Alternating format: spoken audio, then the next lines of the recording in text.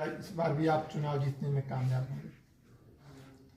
रामगढ़ विधानसभा अपने राजनीतिक इतिहास में हमेशा समाजवादियों के पक्ष में निर्णय लेने का काम किया है।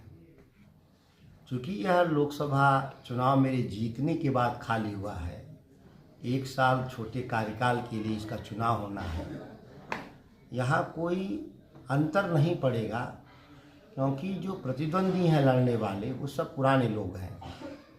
जब पुराने लोगों को खारिज करके राष्ट्रीय जनता दल को लोगों ने अपनाया, तो स्वाभाविक है कि राष्ट्रीय जनता दल आज मजबूत हुआ है पूरे बिहार में, शाहाबाद में, कैमूर में। इसलिए पिछली बार से ज़्यादा मार्जिन से हम लोग चुनाव जीतेंगे। हम देख रहे हैं आपके यहाँ आए हैं, काफ़ी संख्या में लोग आपके यहाँ प्रत्येक दिन आते हैं। इनके आने का क्या वजह है? मैं जब भी अपने क्षेत्र में या गांव में रहता हूं, तो हम प्रतिदिन जन सुनवाई करते हैं। किसी एक दिन बिना छुट्टी लिए जन सुनवाई करते हैं, सुबह 8 बजे से दिन के 11 बजे तक 3 घंटा। और लोगों जिस जो भी काम लेके आते हैं सभी लोगों का हम लोग ख्याल रखते हैं।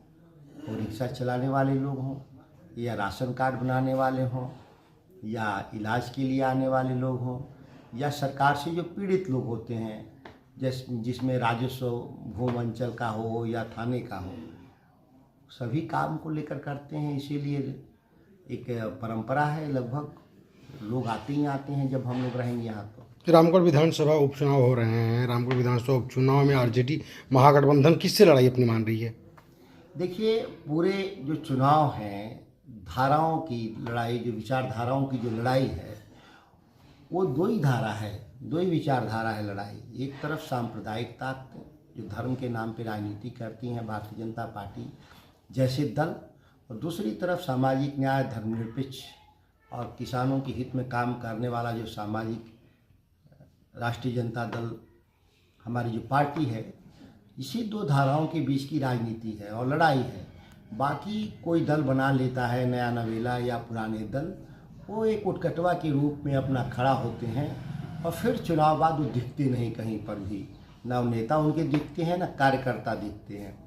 तो रामगढ़ के लोग बहुत ही प्रबुद्ध, राजनीतिक तौर पर जागरूक हैं, इसीलिए वो अपना निर्णय हमेशा राष्ट्रीय जनता दल के पक्ष में देने का काम करते हैं। तो विधानसभा चुनाव में आरजेडी महागठबंधन किस मुद्दे को चुनाव लड़ रही, किस मुद्दे पर? हम लोग 52 से लेकर अब तक विकास के मुद्दे पर, सामाजिक सौहार्द के मुद्दे पर चुनाव लड़ते रहे हैं। वो खेती का सवाल हो, व्यापार का सवाल हो या ढांचागत सुविधाओं का सवाल हो, बिजली सड़क का सवाल हो, शिक्षा का सवाल हो, इन तमाम सवालों पर हम लोग सतत प्रक्रिया के जरिए चुनाव लड़ते हैं। जहां ज़रूरत होता है उस हिसाब से हम लोग उसको कामों को और बढ़ाने का काम करते हैं। विधायक रहते हुए रामगढ़ में बहुत सारे कार्य हो रहे हैं आपके द्वारा जो कराए गए, कोई प्रभाव पड़ेगा और आगे बढ़ेंगे? प्रभाव 1% नहीं पड़ेगा, क्योंकि राजनीतिक तौर पे देखा जाए तो लोकतांत्रिक प्रणाली में सांसद महत्वपूर्ण होता है और जिसमें पद पर हूँ, इसीलिए रामगढ़ और बक्सर लोकसभा के काम प्रभावित नहीं होंगे। अन्यथा पहले के मुकाबले था बेहतर प्रदर्शन हम करेंगे, इसमें कहीं कोई शक नहीं। और इसीलिए आप देख रहे होंगे कि राष्ट्रीय जनता दल को पूरे क्षेत्र में व्यापक जन समर्थन मिल रहा है। देखिए, इसलिए वो लोग हमको स्वीकार करते हैं कि जो बहुत मुद्दों पे, जो मुद्दे हैं, जो ज़मीनी मुद्दे हैं या छात्रों के, नौजवानों के या देश के किसी मुद्दे पर, मैं बहुत स्पष्ट अपनी बात रखता हूँ। उसमें कोई घालमेल वाला विषय नहीं रहता, बरगलाने वाला विषय नहीं रहता। और उन हम ख्याली पुलाव वाले जो चुनावी जो नारे होते हैं, उसमें हमको कभी भी विश्वास नहीं रहता। इसलिए नौजवान, छात्र सब साथ में चलते हैं, रहते हैं। रामगढ़ के मतदाताओं से बहुत साफ अपील है कि आप राष्ट्रीय जनता दल को लालटेन छाप पर मुहर लगाइए, बटन दबाइए और स्पष्ट चुनाव भारी मतों से जिताइए। मैं अगले 5 साल तक आपका प्रतिनिधि के तौर पे, जनप्रतिनिधि के तौर पे आपके हम अभिभावक के तौर पे, आपके सहयोगी के तौर पे काम करते रहेंगे। इस चिंता में नहीं रहना है कि हम लोगों का राष्ट्रीय जनता दल के चुने हुए जो प्रतिनिधि बनेंगे, अगर उनमें थोड़ी कमी भी होगी तो उस कमी को हम लोग दूर करते हुए उन चीज़ों को हम लोग ठीक कर देंगे। सांसद महोदय के यहाँ आए हैं। रामगढ़ के विकास के मुद्दा है पढ़ाई लिखाई दवाई कमाई। इसमें तेजस्वी यादव हम लोग को नौकरी भी दिए युवाओं को। इस बार जा रहे हैं इस बार अजीत भैया यहाँ विधायक चुने हैं हम लोग आरजेडी राष्ट्रीय। क्यों अजीत कोई चुनाव में आप लोग वोट अजीत देंगे? सिंह इस व्यक्ति का नाम है, वो सबको सुनता है, सबके साथ लेकर चलता है। इस व्यक्ति का नाम है अजीत सिंह। अभी आए हैं यहाँ शंका में, अपने सांसद के यहाँ आए हैं। किस सांसद के? रामगढ़ विधानसभा उपचुनाव हो रहे हैं। चुनाव में किस मुद्दे पे आप लोग इस बार वोटिंग करने जा रहे हैं? मुद्दा मेरा यह है कि शिक्षा जो यहाँ है, यहाँ का बीजेपी सरकार ने, केंद्र सरकार पूरी रामगढ़ विधानसभा में 3 बीए कॉलेज था, उसको लोग ने बंद कर दिया था, पहला मुद्दा। और इन्होंने सुधाकर सिंह जब एमएलए और सांसद बने तो इन्होंने कॉलेज को चालू कराया। हमारे क्षेत्र की बच्चियाँ अपने विद्यालय में पढ़ रही हैं। जो सहुका पंचायत में मिडिल कॉलेज और हाई स्कूल था, वह 10+2 का विद्यालय बना है। हमारे बच्चे हमारे पंचायत में, हमारे घर में पढ़ ले रहे हैं। तीसरा सवाल कि यहाँ रोड से लेके आज नहर से सिंचाई तक, पहले हम लोग जब बीजेपी का सरकार रहा तो हम लोग मशीन चलाते चलाते थक जाते थे। आज हुआ है कि हम लोग घर में सोते हैं और धान कट के सिवान में से खरिहान में जाता है। क्या नाम है आपका? मेरा नाम तारकेश्वर सिंह उर्फ छट्टू सिंह।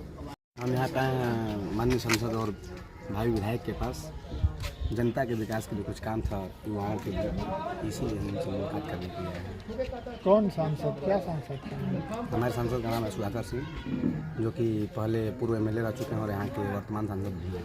इस बार कौन मुद्दे पर चुनाव आप लोग करने जा रहे इस हैं? बार हम लोग विकास के मुद्दे पर काम करने जा रहे हैं। जो युवाओं के लिए जो रोजगार का मुद्दा है, उस पर हम लोग विकास के काम करने के लिए सुधाकर सिंह और अपने वोट वोट करने जा रहे हैं।